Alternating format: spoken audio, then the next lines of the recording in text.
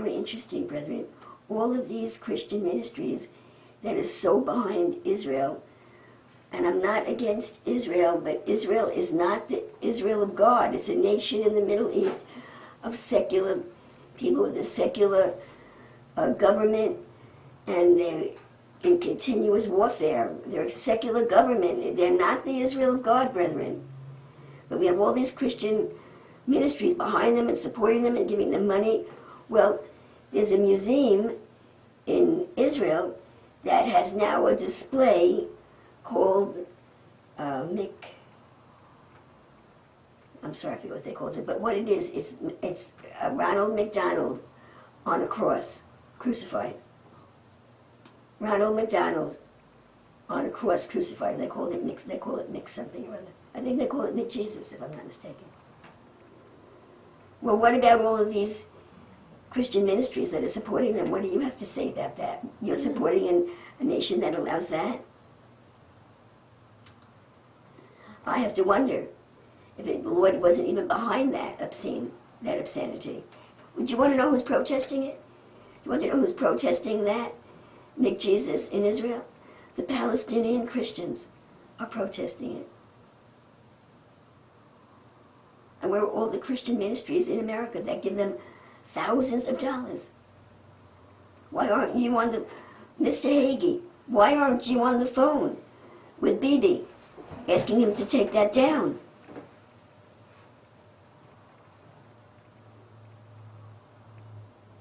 Brethren, the corruption of the world is phenomenal.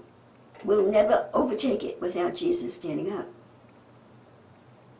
I found out in the last couple of days that this heresy that John Hagee is preaching, and many others are preaching it too, that Jews don't need to be baptized, Jews don't need to be saved, they have their own covenant with God. That comes out of the Catholic Church. That heresy started to be preached in the Catholic Church years ago. I've been listening to this E. Michael Jones. He's fascinating. He has a lot of history in what he says. He is all upset at what is happening to the Catholic Church because he's Catholic. He's all upset over the corruption of the Catholic Church. And I understand for the first time, and I've told you all, that I've been frustrated with my fellow Jews, especially the ones that are religious.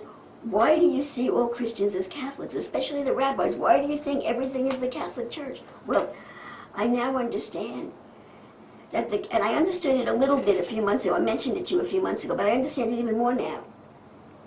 That the Catholic Church and the Jewish hierarchy, they are in a death struggle to claim that they are the vicar of Christ, that they are the vicar of God in the earth. The Jews have never given up their position that they are God's voice and representative in the earth. And the Catholic Church claims, they take the claim, of course, there's so much error in the Catholic Church, the Pope and the saints, and it's so much error, but that's what the Pope does. He claims that the Catholic Church is the vicar of God in the earth. And they're in a death struggle. They're in a death struggle, competitive death struggle over it.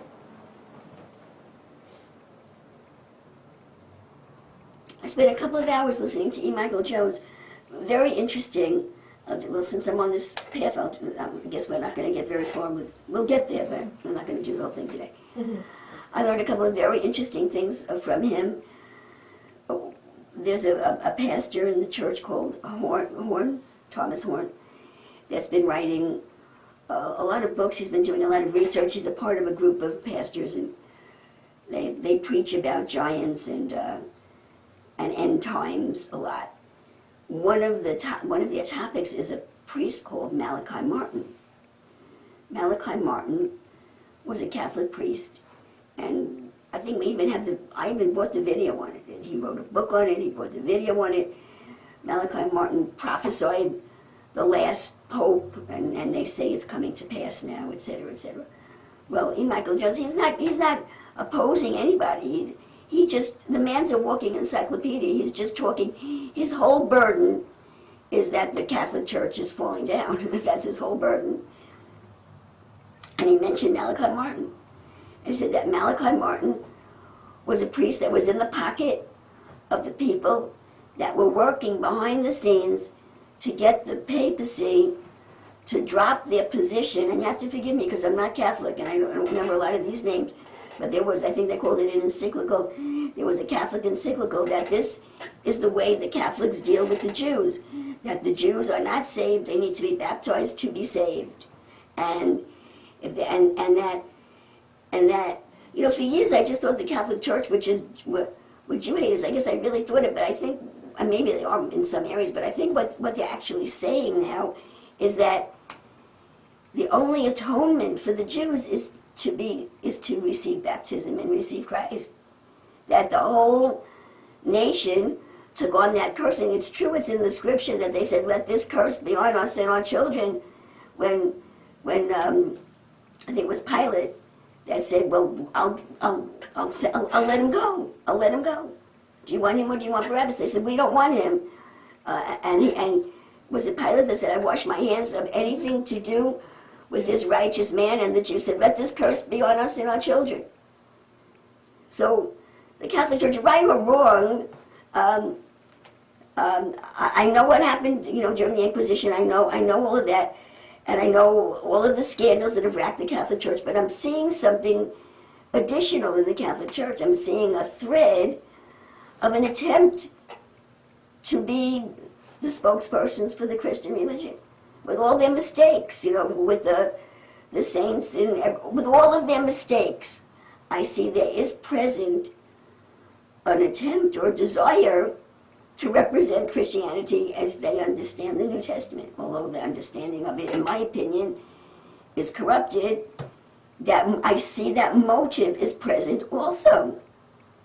So what they're actually saying is that we care about, I mean, why is the Catholic Church going after the Jews? To get them converted, and the Jews feel absolutely stalked, you know. And that was before the born-again church came. The Catholic Church has been trying to get the Jews converted for years. Why didn't they just leave them alone? Because they actually believe that they're cursed people, and that the only atonement for them, their salvation, the only satisfaction for their sin, is to be baptized and receive Christ. Did you know that? As a Catholic, did you know that? Did you understand it that way? Well, maybe not that deep. Yeah, no, yeah. I never understood it that way. Yeah. And the Jews are saying, how dare you? How dare you say that all Jewish people are guilty? And I remember when I was a younger person, before I came to the Lord, saying, how could you blame a whole people? Because some Jews said Christ should be crucified. Well, they cursed us. Our own ancestors cursed us.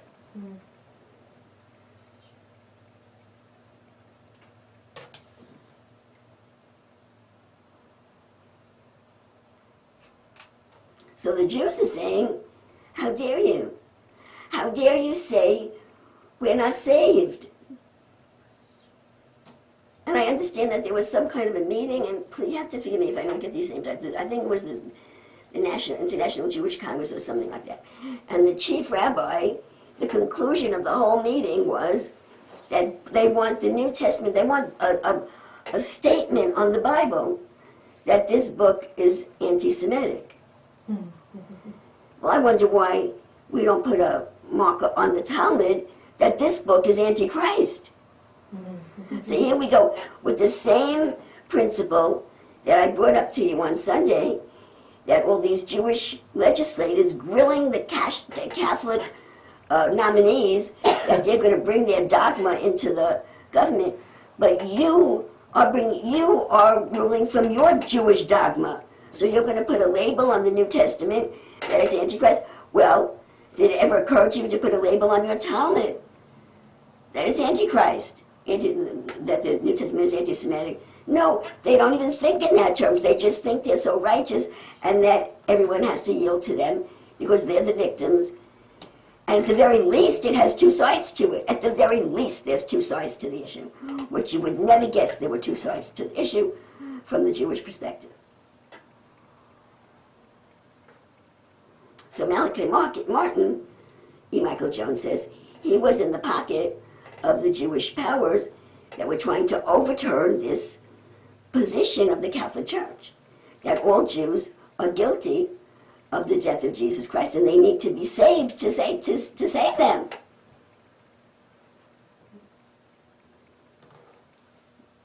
So, and then it happened. The Jewish powers came in, and they overturned that encyclical, if that's the right word, and that is no longer the official position of the Catholic Church. The official position of the Catholic Church is that that's not true. All Jews are not guilty of the blood of Jesus, and we have to dialogue. And I think that's what E. Michael Jones was saying. I think he said 50 years, he said. So that's what we have at the end of 50 years of dialogue, that the chief rabbi wants publishers of the Bible to be forced to put a notice on it that this is an anti-Semitic book. Wow. That's the end of the dialogue. So I now understand they're in a death battle for who is the representative of God in the earth.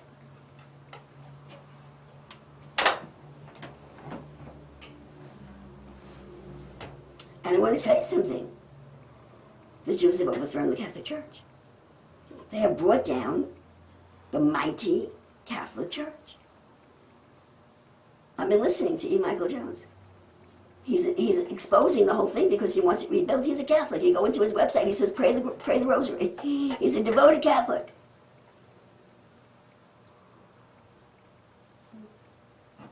They've overthrown the Catholic Church. Well, with this Pope, this Pope is a communist and a Jesuit. And he was also saying that the Jesuits, he said they're not only, I heard a while ago that they're a communist faction. The Jesuits are completely communist. But he said he says, E. Michael Jones says, 100% homosexual. He said there were 30% practicing homosexuals amongst the Jesuits, and the 70% are in compliance, because if you're not in compliance, you're persecuted and driven out. That's what he said.